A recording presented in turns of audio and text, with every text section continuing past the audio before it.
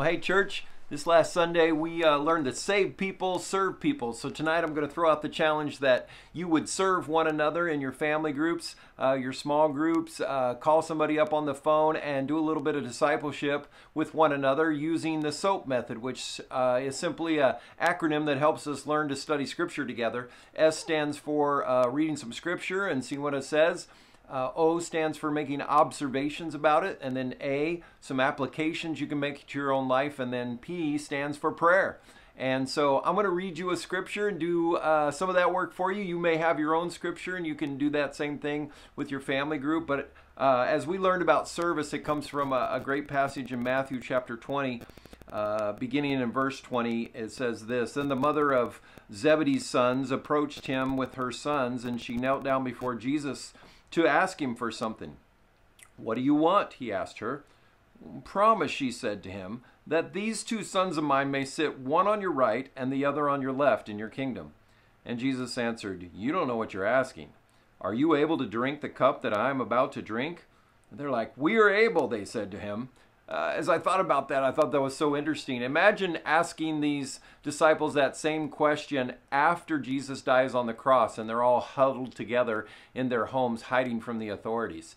Are you willing to drink the same cup? They had no idea what sacrifice Jesus was about to make, and yet here they're so bold and saying, yeah, we're able to drink whatever you are going through. We're going to go through it too. Verse 23, he tells them, "You will indeed drink my cup, but to sit at my right and left is not mine to give. Instead, it is for those for whom it has been prepared for by my Father." And now when the 10 disciples heard this, they became indignant with the two brothers, and Jesus called them all over to give them a little lesson. And he said, "You know that the rulers of the Gentiles lord it over them, and those in high positions act as tyrants over them." I'm sure you've probably had a boss just like that. "It must not be like that among you. On the contrary, whoever wants to become great among you must be your servant, and whoever wants to be first among you must be your slave. Just as the Son of Man did not come to be served, but to serve, and to give his life as a ransom for many." So now I've done part of it for you and giving you the scripture. What I want you to do now is with your family group, just talk about some observations that come out of that passage. Turn to the scripture, look at it, read it. What observations come out? What questions do you have? And then begin to make some applications. As we learn, save people, serve people. In what way do you need to serve? How can you be more like Jesus in this area?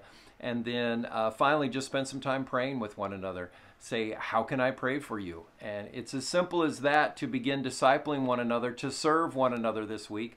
And so it's a quick challenge. I'm just throwing it out to you. And I hope you enjoy and have some great fellowship in your community groups, in your small groups, in your own family groups tonight. So enjoy, and we'll see you soon.